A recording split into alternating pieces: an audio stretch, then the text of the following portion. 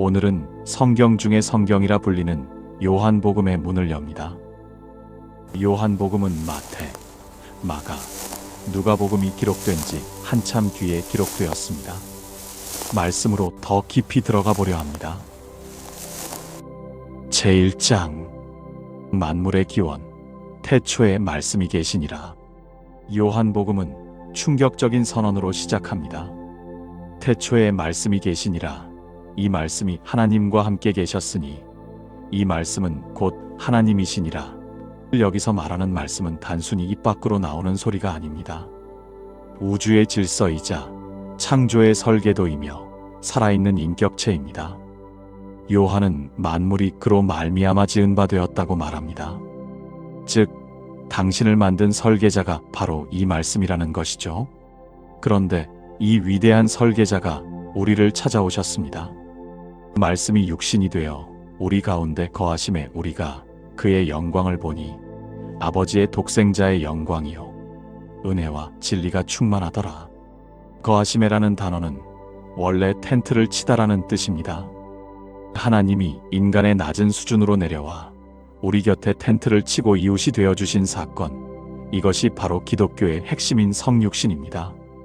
세례 요한은 그분을 보고 이렇게 외칩니다. 보라, 세상 죄를 지고 가는 하나님의 어린 양이로다. 이 외침은 당시 유대인들에게 엄청난 충격이었습니다. 날마다 성전에서 죽어나가던 그 제물의 실체가 바로 눈앞에 나타났으니까요. 여러분, 인생의 의미를 잃어버렸다고 느낄 때 기억하세요. 당신은 말씀에 의해 지어졌고 그 말씀이 직접 당신의 삶 속에 거하러 오셨습니다. 당신은 혼자가 아닙니다. 오늘 그 하나님의 어린 양 앞에 당신의 무거운 죄의 짐을 내려놓으세요. 그분이 대신 짊어지십니다. 제2장 결핍을 풍요로 가나의 혼인잔치. 예수님의 첫 표적은 화려한 왕궁이 아닌 갈릴리 가나의 소박한 혼인잔치에서 일어났습니다.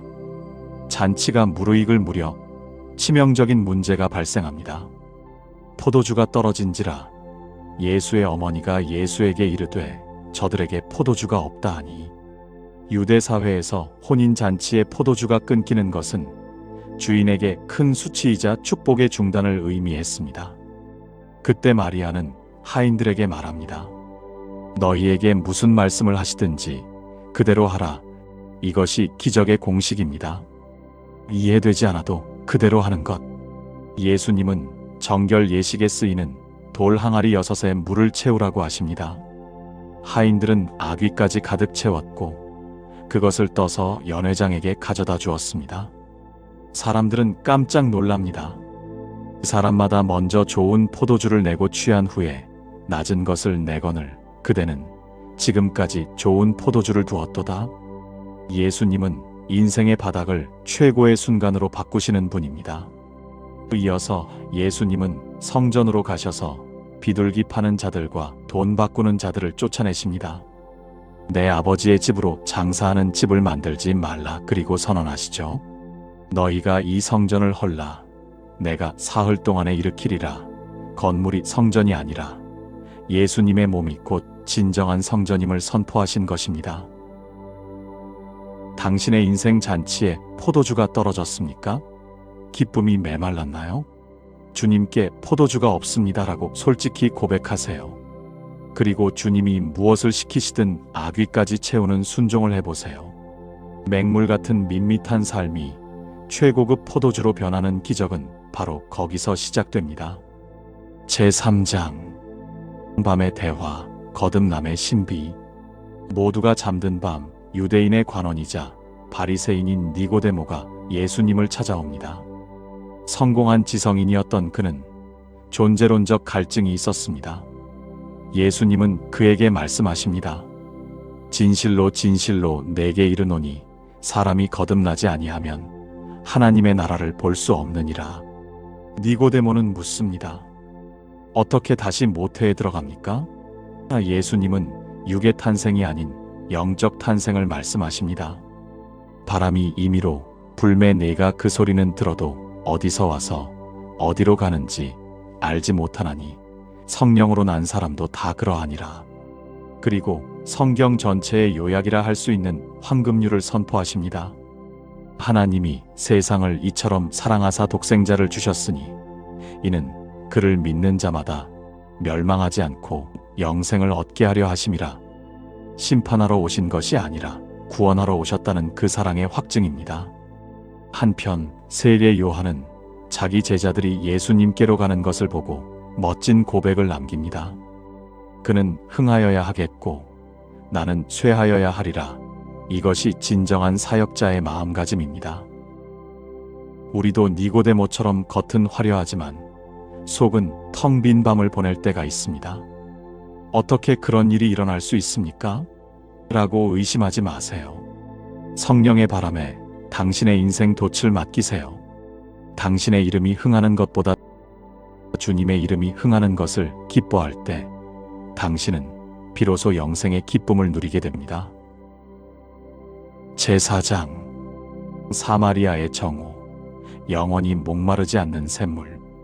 예수님은 유대인들이 기피하는 사마리아 땅을 통과하여야 하겠다고 하십니다. 목적이 있으셨죠? 수가라는 동네 우물가에서 남편 5이 있었고 지금 사는 남자도 자기 남편이 아닌 한 여인을 기다리셨습니다. 예수님은 먼저 말을 거십니다. 내게 물을 좀 달라. 여인은 당황합니다. 상종도 안 하던 유대 남자가 말을 거니까요. 예수님은 그녀의 목마름의 실체를 찌르십니다.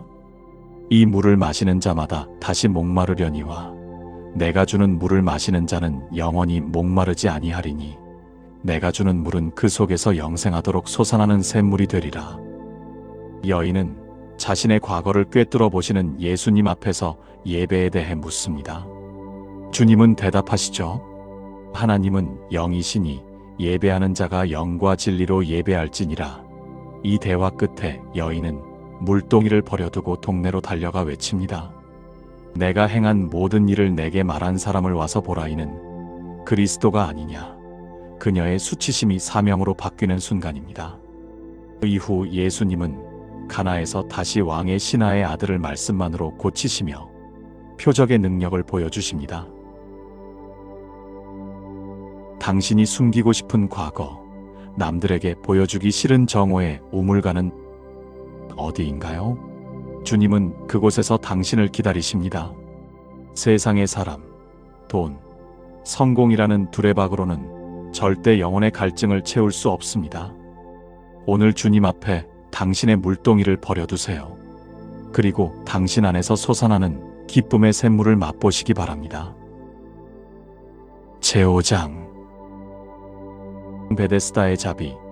38년 된 절망을 깨우다. 예루살렘 양문 곁에는 자비의 집이라는 뜻의 베데스다 못이 있었습니다. 하지만 그곳은 전혀 자비롭지 않았습니다. 1등만 낳는 비정한 경쟁의 장소였죠.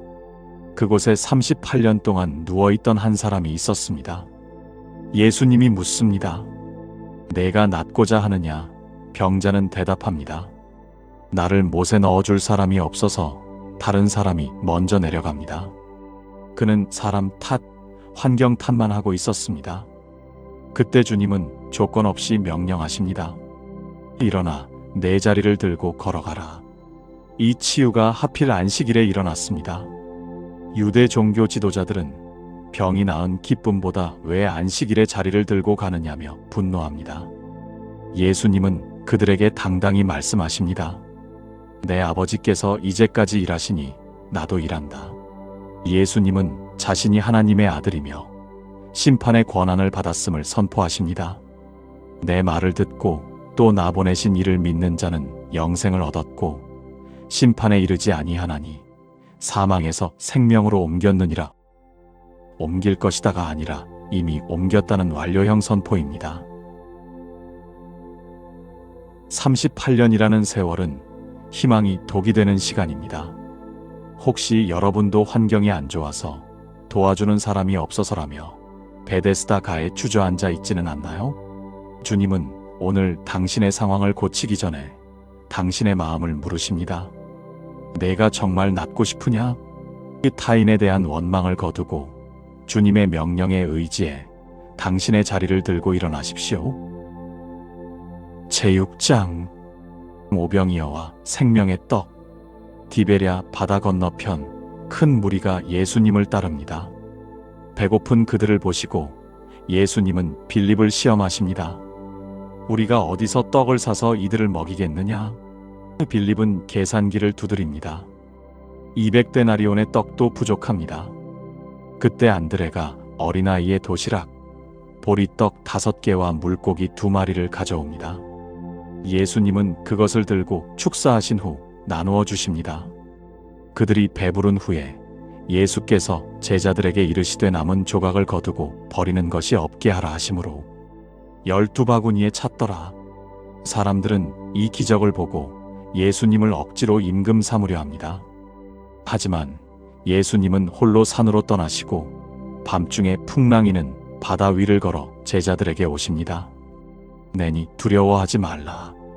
다음 날 떡을 찾아 다시 온 무리에게 주님은 핵심을 찌르십니다.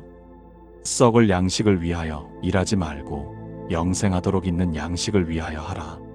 내가 곧 생명의 떡이니 내게 오는 자는 결코 줄이지 아니할 터이요 나를 믿는 자는 영원히 목마르지 아니하리라. 이 말씀이 너무 어려워 많은 이들이 떠나갈 때 베드로는 고백합니다. 주여 영생의 말씀이 계심에 우리가 누구에게로 가오리이까? 우리는 종종 주님을 내 문제를 해결해 줄 임금으로만 모시려 합니다. 하지만 주님은 우리 손에 떡을 쥐어주시는 분을 넘어 본인이 직접 우리의 떡이 되길 원하십니다. 세상의 배부름은 잠시뿐입니다. 오늘도 말씀이라는 생명의 떡을 먹고 계신가요? 베드로처럼 영생의 말씀이 여기 있으니 떠나지 않겠습니다라고 고백하는 하루가 되길 바랍니다. 제7장 초막절의 외침, 생수의 강. 유대인의 명절 초막절이 되었습니다. 예수님은 처음엔 은밀히 예루살렘에 가셨다가 명절 중간에 성전에서 가르치기 시작하십니다. 사람들은 혼란에 빠집니다. 이 사람이 메시아인가? 아니면 미친 사람인가? 명절 끝날 제사장이 실로암 못에서 물을 떠다 제단에 붓는 의식을 거행할 때 예수님이 일어서서 큰 소리로 외치십니다. 누구든지 목마르거든 내게로 와서 마시라. 나를 믿는 자는 성경의 이름과 같이 그 배에서 생수의 강이 흘러나오리라. 이것은 장차 받을 성령을 가리키는 것이었습니다. 종교적인 형식과 의식으로는 채워지지 않는 인간의 근원적 갈증에 대한 해답입니다. 사람들은 이 말씀 때문에 또다시 편이 갈려 논쟁합니다. 하지만 주님은 흔들리지 않고 자신이 하나님께로부터 왔음을 증언하십니다. 종교 생활은 열심히 하는데 마음이 늘 가물어 있지는 않나요? 겉모습은 초막절 축제처럼 화려하지만 정작 영혼은 타들어가고 있지는 않나요? 주님께로 가십시오. 내게로 와서 마시라는 초청은 지금도 유효합니다. 당신의 배에서, 즉 당신의 가장 깊은 내면에서 성령의 강물이 터져나올 때 비로소 당신은 세상을 적시는 축복의 통로가 될 수 있습니다. 제8장 어둠을 밝히는 빛, 그리고 자유의 선포. 이른 아침 감람산에서 내려와 성전에서 가르치시는 예수님 앞에 서기관들과 바리새인들이 한 여인을 끌고 옵니다. 그녀는 가늠하다 현장에서 잡힌 여인이었습니다. 그들은 예수님을 시험하기 위해 묻습니다. 모세의 율법은 이런 여자를 돌로 치라 했는데 당신은 어떻게 하겠습니까? 침묵 속에서 땅바닥에 글을 쓰시던 주님이 일어나 말씀하십니다. 너희 중에 죄 없는 자가 먼저 돌로 치라. 웅성거리던 군중은 양심의 가책을 느껴 하나둘 떠나갑니다. 오직 주님과 여인만 남았을 때 주님은 정죄 대신 생명을 주십니다. 나도 너를 정죄하지 아니하노니 가서 다시는 죄를 범하지 말라. 주님은 이어 선포하십니다. 나는 세상의 빛이니 나를 따르는 자는 어둠에 다니지 아니하고 생명의 빛을 얻으리라. 그리고 종교적인 형식에 갇힌 유대인들에게 신앙의 본질을 말씀하시죠. 진리를 알지니 진리가 너희를 자유롭게 하리라. 이 자유는 제멋대로 사는 방종이 아니라 죄의 노예 상태에서 벗어나 하나님의 자녀가 되는 진정한 해방을 의미합니다. 누군가 당신의 과거를 들춰내며 정죄하려 할 때, 혹은 당신 스스로가 자신을 용서하지 못할 때 8장 11절을 기억하세요. 주님은 돌을 던지는 분이 아니라 당신을 일으켜 세워 다시 시작할 기회를 주시는 분입니다. 그 비단에서 오늘 당신을 짓누르는 모든 죄책감으로부터 자유해지시길 바랍니다. 제9장 실로암. 보지 못하는 자가 보게 되다. 길을 가시던 예수님이 날 때부터 맹인된 사람을 보십니다. 제자들은 묻습니다. 이 사람이 맹인으로 난 것이 누구의 죄 때문입니까? 그 당시의 고정관념은 고난을 곧 죄의 결과로 보았죠. 하지만 주님의 시선은 달랐습니다. 그에게서 하나님이 하시는 일을 나타내고자 하심이라. 예수님은 땅에 침을 뱉어 진흙을 이겨 그의 눈에 바르시고 명령하십니다. 실로암 못에 가서 씻으라. 실로암은 보냄을 받았다는 뜻입니다. 그가 순종하여 씻었을 때 태어나 처음으로 세상의 빛을 보게 됩니다. 하지만 종교 지도자들은 기뻐하기는커녕 안식일에 눈을 뜨게 했다는 이유로 그를 신문하고 쫓아냅니다. 눈을 뜬 자는 당당히 고백합니다.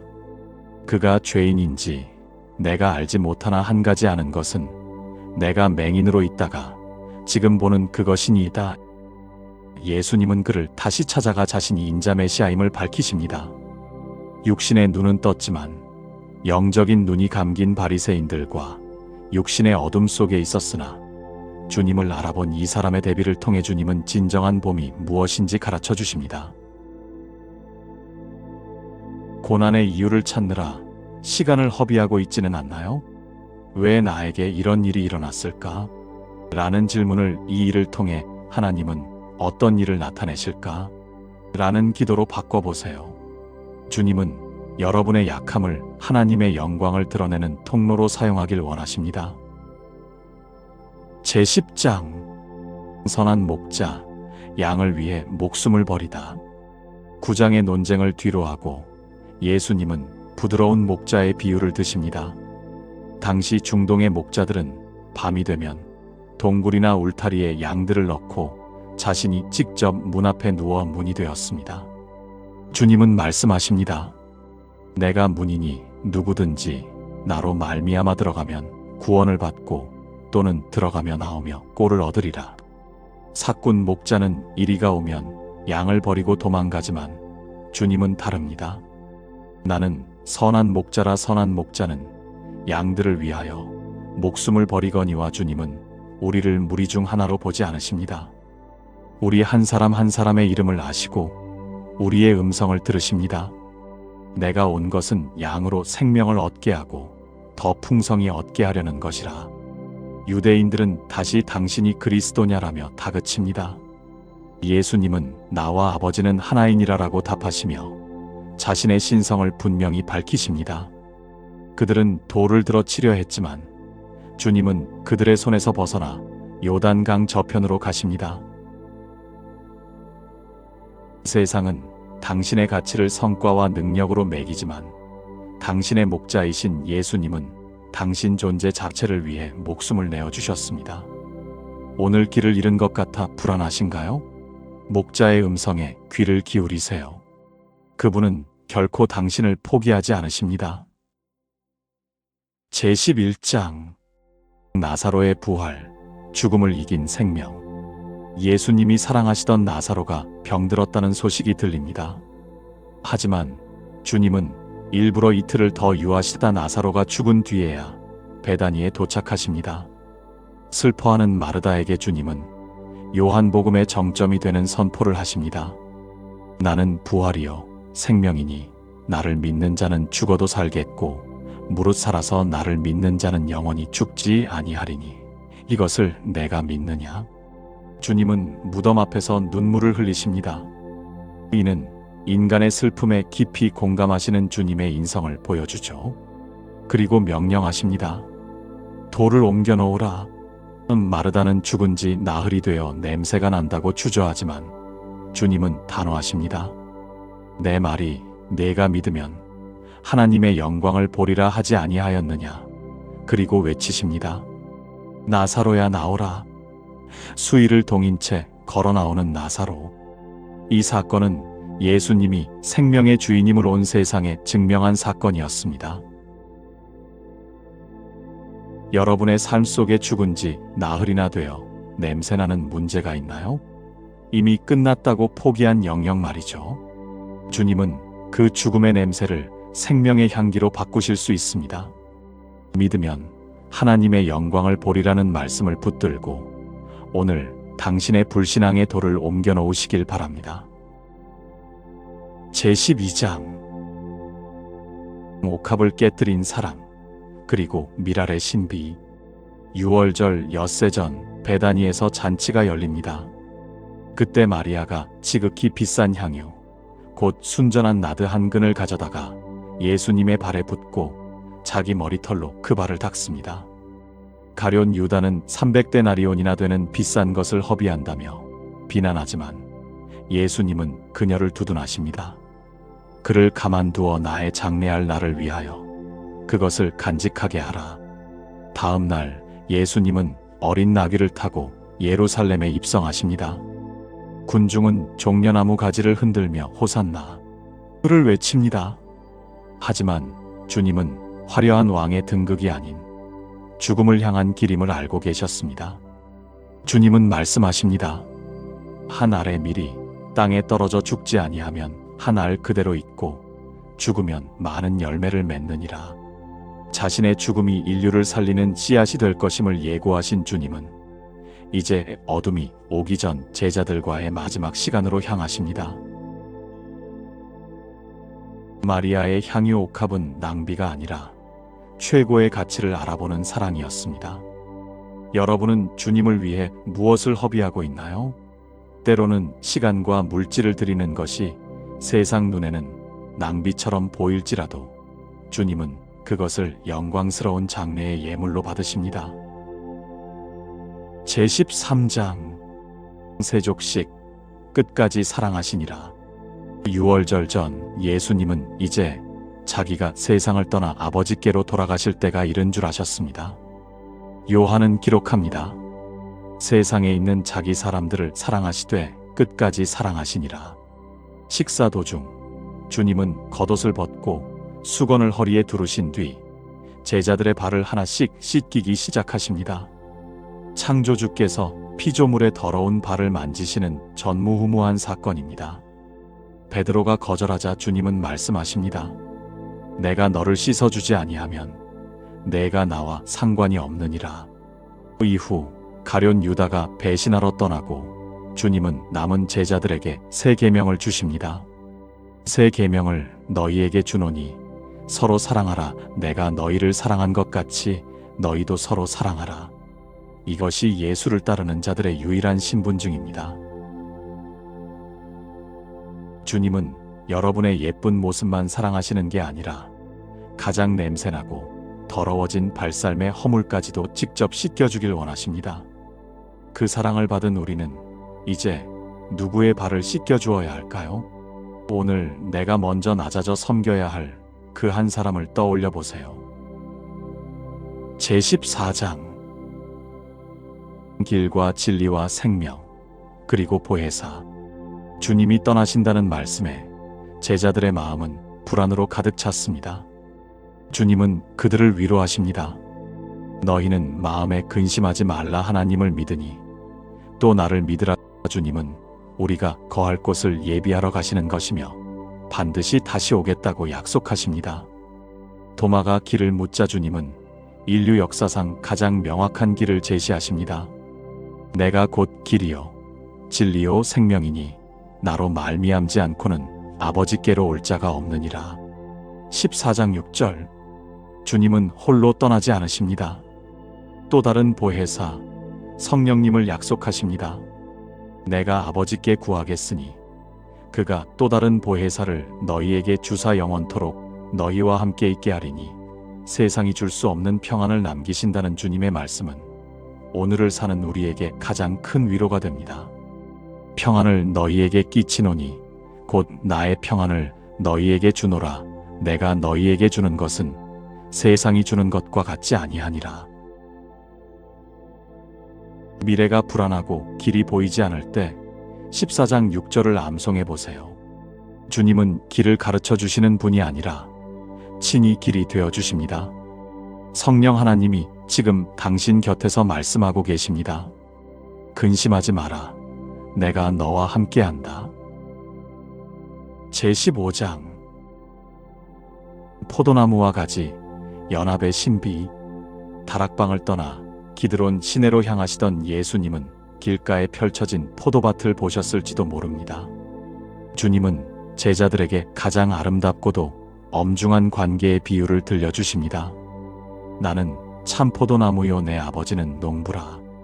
주님은 강조하십니다. 가지가 나무에 붙어 있지 않으면 스스로 열매를 맺을 수 없듯이 우리도 주님 안에 거하지 않으면 아무것도 아니라는 사실을요. 내 안에 거하라. 나도 너희 안에 거하리라. 나를 떠나서는 너희가 아무것도 할 수 없음이라. 신앙의 핵심은 열심히 노력하는 것 이전에 주님께 붙어 있는 것입니다. 하지만 붙어 있다고 해서 늘 평탄한 것은 아닙니다. 농부이신 하나님은 더 많은 열매를 맺게 하려고 가지를 깨끗하게 하십니다. 때로 우리 삶에 찾아오는 고난과 상실은 우리를 버리시는 것이 아니라 불필요한 욕심을 쳐내어 진짜 열매를 맺게 하시려는 하나님의 손길입니다. 주님은 이 모든 말씀의 목적이 내 기쁨이 너희 안에 있어 너희 기쁨을 충만하게 하려 함이라고 말씀하십니다. 여러분은 지금 무엇에 붙어 있나요? 세상의 성공인가요? 사람들의 인정인가요? 그런 것들은 우리를 금방 시들게 합니다. 오늘 하루 주님의 말씀이라는 수액을 공급받기 위해 그분 안에 머무르세요. 주님께 딱 붙어 있기만 하세요. 열매는 주님이 맺게 하십니다. 제16장 성령의 약속, 근심이 기쁨이 되리라. 주님이 떠나신다는 말씀에 제자들의 얼굴엔 수심이 가득합니다. 하지만 예수님은 놀라운 반전을 말씀하십니다. 내가 떠나가는 것이 너희에게 유익이라. 내가 떠나가지 아니하면 보혜사가 너희에게로 오시지 아니할 것이요, 가면 내가 그를 너희에게로 보내리니. 육신의 예수님은 시공간의 제약을 받으시지만 우리 안에 오실 성령님은 영원히 어디서나 우리와 함께 하십니다. 성령님은 세상을 향해서는 죄와 의와 심판에 대해 책망하시고 우리 믿는 자들에게는 진리 가운데로 인도하시는 분입니다. 잠시 후면 닥칠 십자가의 이별을 주님은 산골을 겪는 여인에 비유하십니다. 해산할 때는 아프지만 아이를 낳으면 그 기쁨으로 고통을 잇듯 십자가의 슬픔은 곧 부활의 영원한 기쁨으로 바뀔 것이라고요. 그리고 이 장의 마지막, 세상을 향해 담대히 선포하십니다. 세상에서는 너희가 환난을 당하나 담대하라. 내가 세상을 이기었노라. 세상은 끊임없이 우리를 위협합니다. 너 그렇게 살면 망해. 너만 뒤처지고 있어. 하지만 이미 세상을 이기신 주님이 여러분 안에 계십니다. 보혜사 성령님께 도움을 구하세요. 여러분의 근심은 반드시 찬송으로 바뀔 것입니다. 제17장 대제사장적 기도, 하나가 되게 하소서. 요한복음 17장은 성경에서 가장 거룩한 장소 중 하나입니다. 예수님이 십자가를 지기 직전 하나님께 드린 긴 기도가 기록되어 있습니다. 주님은 먼저 자신을 위해 기도하십니다. 아버지여, 아들을 영화롭게 하사 아들로 아버지를 영화롭게 하게 하옵소서. 여기서의 영광은 화려한 왕좌가 아님 인류를 위해 죽으시는 십자가의 순종을 의미합니다. 이어 제자들을 위해 기도하시고 놀랍게도 그들의 말을 통해 믿게 될 사람들, 즉 오늘날의 우리를 위해서도 기도하십니다. 주님의 간절한 소원은 하나였습니다. 아버지여, 아버지께서 내 안에, 내가 아버지 안에 있는 것 같이 그들도 다 하나가 되어 우리 안에 있게 하사 우리가 서로 사랑하고 하나 되는 것, 그것이 바로 세상이 하나님을 알게 되는 가장 강력한 증거라는 것입니다. 주님은 기도를 마치시고 결연히 십자가의 길로 걸음을 옮기십니다. 예수님이 2000년 전 십자가를 앞에 두고 당신을 위해 기도하셨다는 사실을 알고 계셨나요? 당신이 주님과 하나 되고 성도들과 사랑으로 연결되기를 그분은 지금도 하나님 우편에서 간구하고 계십니다. 오늘 그 기도의 응답이 되어 누군가를 품어보는 건 어떨까요? 제18장 배반과 체포, 내가 그니라. 기드론 시내 건너편 겟세만의 동산, 가룟 유다가 군대와 하속들을 이끌고 나타납니다. 횃불과 무기를 든 그들 앞에서 예수님은 당당히 물으십니다. 누구를 찾느냐? 나사렛 예수라. 그때 주님은 말씀하십니다. 내가 그니라. 이 짧은 선포에 군사들이 뒤로 물러나 땅에 엎드러집니다. 주님은 힘이 없어 잡히신 것이 아니라 스스로 자신을 내어주신 것입니다. 한편 베드로는 멀찍이서 주님을 따르다 숯불 앞에서 주님을 3번 부인합니다. 나는 아니라. 주님과 베드로가 극명하게 대비되는 가슴 아픈 밤입니다. 날이 밝자 예수님은 빌라도 총독 앞에 서십니다. 빌라도는 묻습니다. 내가 유대인의 왕이냐? 주님은 대답하십니다. 내 나라는 이 세상에 속한 것이 아니니라. 무릇 진리에 속한 자는 내 음성을 듣느니라. 빌라도는 진리가 무엇이냐며 비웃었지만 정작 진리 그 자체이신 분이 그의 앞에 서 계셨습니다. 베드로의 비겁함이 남일 같지 않을 때가 있습니다. 하지만 주님은 베드로의 배신을 알고도 그를 위해 기도하셨습니다. 우리가 나는 주님을 모릅니다라고 뒷걸음질 칠 때도 주님은 여전히 내가 여기 있다. 내가 너를 사랑한다며 서 계십니다. 제19장 십자가 다 이루었다. 가시관을 쓰시고 자줏빛 옷을 입으신 채 채찍질 당하신 예수님. 빌라도는 보라 이 사람이로다라며 외쳤지만 군중은 십자가에 못 박으라고 소리칩니다. 예수님은 자기의 십자가를 지고 골고다라 하는 곳으로 가셨습니다. 십자가 위에서 주님은 극심한 고통 중에도 어머니를 제자 요한에게 부탁하시며 끝까지 사랑을 실천하십니다. 그리고 모든 구약의 예언이 응했음을 아시고 마지막 숨을 내쉬며 외치십니다. 다 이루었다. 이 단어는 당시 지불이 완료되었다는 뜻입니다. 인류의 모든 죄값을 당신의 생명으로 완불하셨다는 승리의 선언입니다. 아리마대 사람 요셉과 밤에 찾아왔던 니고데모가 당당히 나타나 주님의 시신을 수습합니다. 그들은 향품을 바르고 깨끗한 세마포로 싸서 새 무덤에 주님을 모십니다. 어둠이 덮인 것 같았으나 그것은 영광스러운 아침을 위한 잠시의 쉼이었습니다. 주님이 십자가에서 마지막으로 하신 말씀, 다 이루었다. 이 짧은 외침 속에 여러분의 과거, 현재, 미래의 모든 죄 문제가 해결되었습니다. 여러분이 더 이상 치러야 할 대가는 없습니다. 오직 그 은혜를 믿음으로 받아들이기만 하면 됩니다. 제20장 부활, 나의 주님, 나의 하나님. 안식 후 첫날 이른 아침 막달라 마리아가 무덤에 갔으나 돌은 옮겨져 있고 시신은 사라졌습니다. 울고 있는 그녀에게 부활하신 주님이 찾아오십니다. 마리아야. 이름을 부르시는 그 음성에 그녀는 비로소 주님을 알아봅니다. 그날 저녁 유대인들이 무서워 문을 닫고 있던 제자들에게 예수님이 나타나 말씀하십니다. 너희에게 평강이 있을지어다. 주님은 상처난 손과 옆구리를 보여주십니다. 하지만 그 자리에 없었던 도마는 의심합니다. 내 손가락을 그 못자국에 넣지 않고는 믿지 않겠노라. 여드레 뒤 다시 나타나신 주님은 도마에게 말씀하십니다. 내 손가락을 이리 내밀어 내 손을 보고 믿음 없는 자가 되지 말고 믿는 자가 되라. 도마는 거꾸러져 고백합니다. 나의 주님이시요 나의 하나님이시니이다. 요한복음은 이 고백을 끝으로 기록의 목적을 밝힙니다. 오직 이것을 기록함은 너희로 예수께서 하나님의 아들 그리스도이심을 믿게 하려 함이요 또 너희로 믿고 그 이름을 힘입어 생명을 얻게 하려 함이니라. 의심이 많으신가요? 보이지 않아 불안하신가요? 주님은 도마를 야단치지 않으시고 직접 상처를 보여주며 다가오셨습니다. 그리고 말씀하십니다. 보지 못하고 믿는 자들은 복되도다. 오늘 그 약속의 말씀을 붙드는 당신이 바로 세상에서 가장 복된 사람입니다.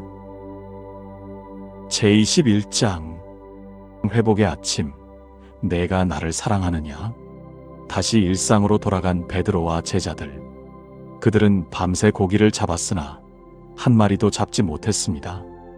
새벽녘 바닷가에 서신 주님이 외치십니다. 배 오른편에 그물을 던지라.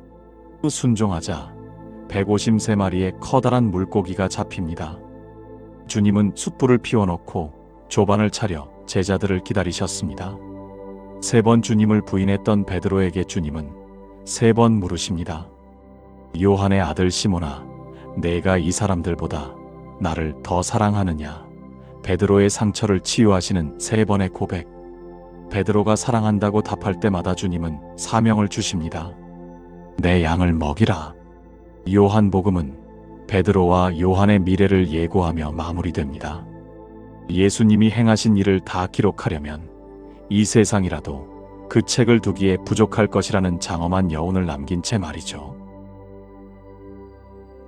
실패하고 넘어져서 다시 그물을 깁고 있나요? 주님은 여러분을 찾아와 따뜻한 밥상을 차려주시고 다시 물으십니다. 내가 아직도 나를 사랑하니? 그 질문에 네 주님 아시잖아요 라고 대답할 수 있다면 충분합니다. 주님은 당신의 실수를 묻지 않으시고 당신의 사랑을 확인한 후 다시 사명을 맡기십니다. 사랑하는 성도 여러분, 1장부터 21장까지 우리는 하나님의 아들 예수 그리스도, 그 생명의 빛을 함께 따라왔습니다. 내 안에서 생수의 강이 흐르게 하시는 주님, 나를 위해 십자가에서 모든 것을 이루신 주님, 그리고 오늘도 나를 따르라고 부르시는 그분의 음성을 기억하며 기도드립니다.